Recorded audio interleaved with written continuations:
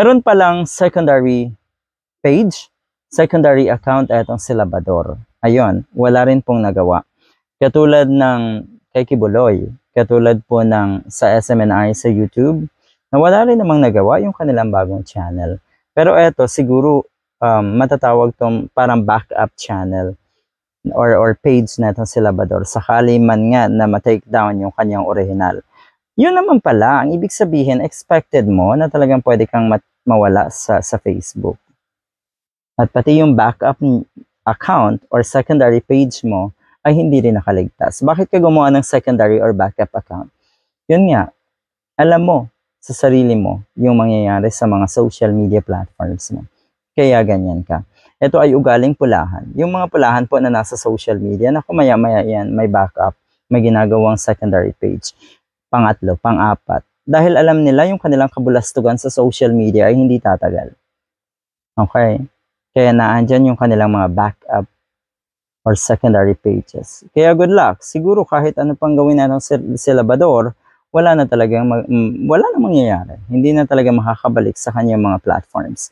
Anyway, pati yung secondary page natin na-delete na din ni Facebook.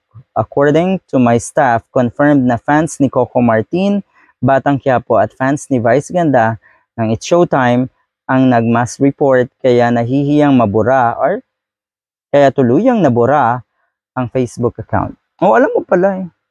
Okay?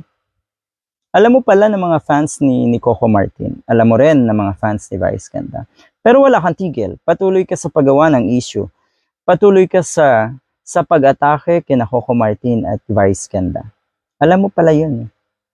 Talaga, yung tipong ang laki-laki ng binangga mo, ang daming followers, ang daming supporters ang binangga mo. Sa tingin mo, mananahimik yung mga supporters ni Vice at ni Coco Martin? Diba? Huwag kasi.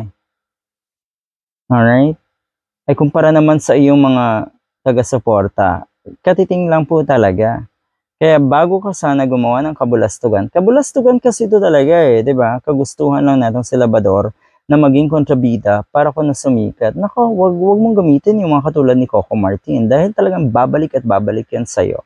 So ayun na nga po ang nangyari. Good luck. Huwag mong sisihin yung mga nag-mass report dahil karapatan nila yon.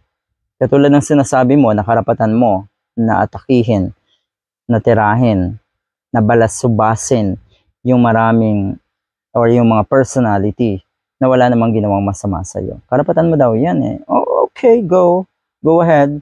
Maghanap ka pa ng pwede mong tirahin. Pero karapatan din ng mga fans na itong mga tinitira mo na mag-mass report. Good luck. Ito yung sinasabi ko dati na siguro itong si Labrador ay naniwala rin na buo yung 31 million at naandyan para suportahan ka. Ungas, hindi.